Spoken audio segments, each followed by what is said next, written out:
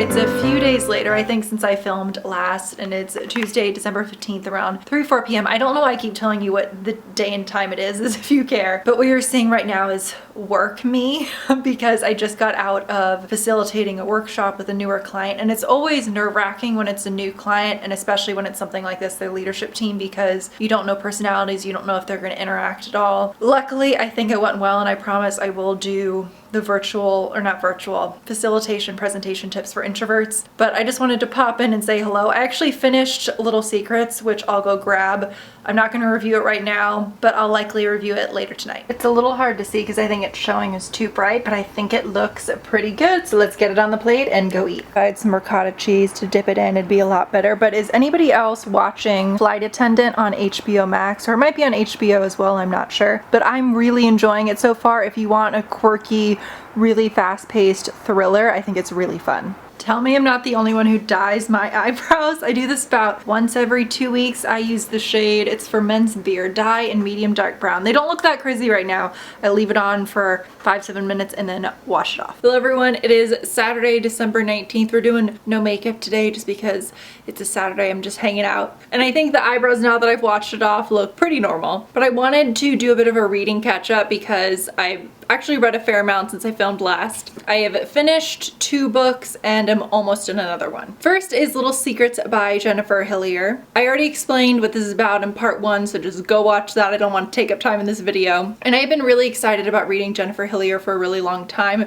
The book out of all of hers that I've been most looking forward to is actually Wonderland, but I've seen her on so many up-and-coming thriller horror novelist lists, so I was really looking forward to reading a book by her. And I have to say, I think I ended up giving this 3 out of 5 stars on Goodreads. It was fun. I did, enjoy her writing style. I definitely still want to read Wonderland down the road, but unfortunately I was not a big fan of the plot. I think that a year from now, and I hate saying this because it sounds harsh, I don't think I'm going to really remember what happened in this book. This suffers from what I think a lot of thrillers I've read lately do, which is that there are just too few characters and too little going on. And I think if you're doing a character study, that works really well, but when it's a thriller, it's just, all I'll say is you can guess what's going to happen at the end of the book within the first, I would say, 30 pages or so, just because there's so few characters. So please let me know, have you read Little Secrets? What did you think about it? Have you read Wonderland? Because I hope that I enjoy that one more than I enjoyed this. I don't know about you all, but I've decided, because when I eventually head home, as I mentioned in part 1, I've been quarantining. I'm going to be quarantining for 2 full weeks, not leaving this apartment before my quick drive home. And I thought it'd be so depressing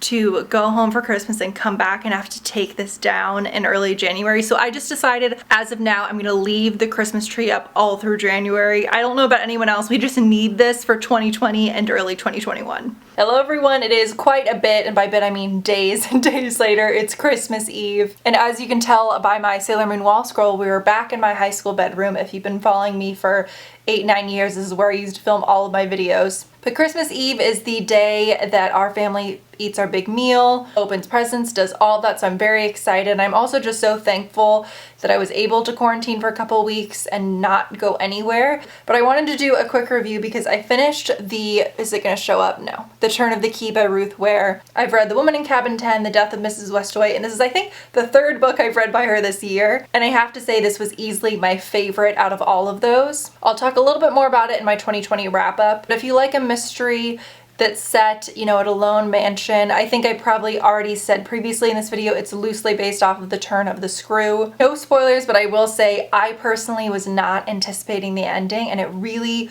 went in a direction that I wasn't anticipating, and overall thought it was a lot of fun. Not a favorite book of all time by any means, but it was a lot of fun. And then I'm about halfway through, it's not going to show up, What Alice Forgot by Leanne Moriarty, who is, I'm sure as you all know, the author of Big Little Lies, which I read and adored. And I was reading an article where a huge fan of Leanne Moriarty ranked all of her favorite books, and What Alice Forgot was #1, so I thought I would throw this in as maybe one of my last books of 2020. You can go Google what it's about. I don't want to take up too much time in this video, but I'm really, really enjoying it so far. And now I'm going to go make their apple cider flavored cookies filled with warm caramel. So excited. I got this recipe from my friend Fiona. I'll link her channel down below. She doesn't make them in her videos, but I thought I would link her channel because she's a much better cook than me. Her channel is Whose Life Is It Anyway? And so make sure to go ahead and give her a follow as well. Hello everyone, it is the next day. It's Christmas Day. I just wasn't feeling like filming yesterday because it was a very family focused day. But for us, Christmas Day is much more laid back. We're just cooking, relaxing. We've got a Harry Potter marathon going on in the background.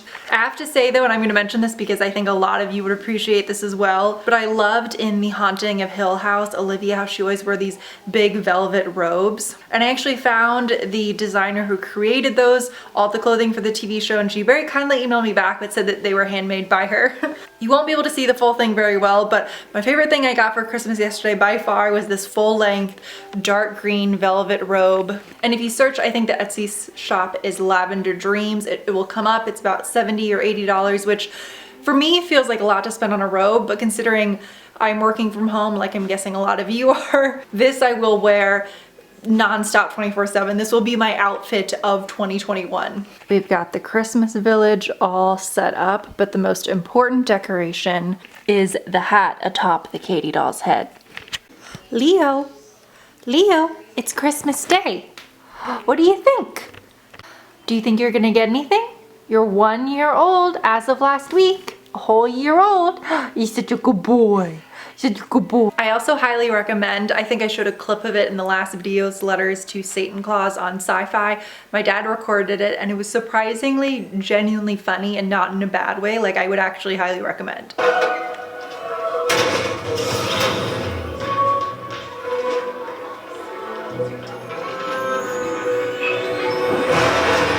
Different day, same robe. I'm not gonna do a Christmas haul because this isn't 2014 or 2012, one where those really popular, but I did want to show you one of my favorite things I got because I think you guys would appreciate this. My brother picked this up for me. He said, I think years ago, maybe I'm wrong, at a convention, and he forgot he had it, but it is from a place called All True to You, and it's a Cosplay Weapons created and hand painted by Daniel Delgado. But look at it! But it's a hand painted Sailor Moon wand, and I just think that is so much fun. I don't know, there's something about it being wooden, hand painted, and such a good price, $14. Also, I got a package in the mail, which I thought was really exciting because I can't remember, and I don't mean this in a woe is me way, I just haven't accepted receiving a book in a really long time, but this is from Penguin Random House, so let's see what it is. Oh, good!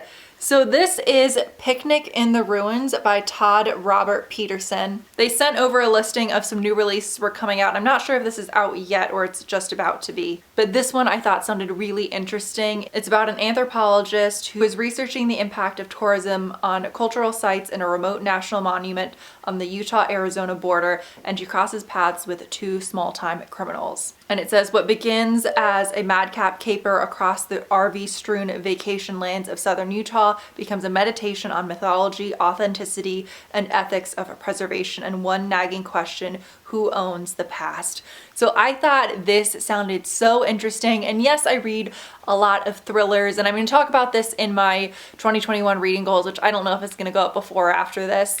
But I do kind of want to get away from reading the standard thrillers that it feels like I'm always reading, and I thought this one sounded really different. So thank you, Penguin, not that they're watching this, for sending that. Also, I did want to say, even though I'm not finished with What Alice Forgot, and I'm not sure if I'm going to do a full video review of it or not, I'm about 3/4 of the way through. I have to say that I am loving it so much so far. The only other book I've read by her is Big Little Lies, and this is beautiful and funny and heartbreaking and kind of exactly what I needed right now. I also wanted to talk a little bit about mental health and work because I talked a lot about that in my part 1 reading vlog. I think being home here for the holidays for such a long period of time, and I don't have any idea when I'm going to go back, has really made me realize that part of the reason I think my mental health wasn't in the best place in 2020 was partially just because 2020 has been a hard year for all of us. And where I'm in a really lucky circumstance that I can work from home in comparison to a lot of people. So I want to be clear that I'm not complaining when I say this, but I think what I realized is because it's just me, I'm not in a relationship. Oh, Leo's coming. Leo! Trying to talk about something serious and then he just barges in. Oh my god, his feet are disgusting. He must have just run in from outside. What are you doing in here with your dirty little paws? Look at your dirty little paws. Oh my god. What I realized is that because it's just me, I don't have a pet or another human being in my apartment to distract me. All I think about is work 24/7 because my work life is my home life. It's hard to shut off and unwind and stop thinking about it because there's nothing else there to distract me besides the books, besides books, internet, and TV. So I think for me, while quarantine is going on, that means that I either need to find safe social distance ways of just getting out of my apartment, but also not being around other people, or honestly just staying here a lot more often, which would mean for long periods of time, because it's not as if I'm gonna let myself go be around people at home, go to the grocery store, and then come here and infect my parents who are in, you know, almost their 70s. And again, I'm not saying that if you are in a relationship that's any easier. I'm sure that comes with its own challenges in a very different way, but I think I've just realized, even though I'm an introvert and I pride myself on being able to be alone for long periods of time, especially when it comes to work, it's just not really great for my headspace. But again, I hope you all have had a wonderful and safe and relaxing holiday, and I think I'm gonna be posting a lot more videos in 2021, and I'll see you all in the next one. Bye.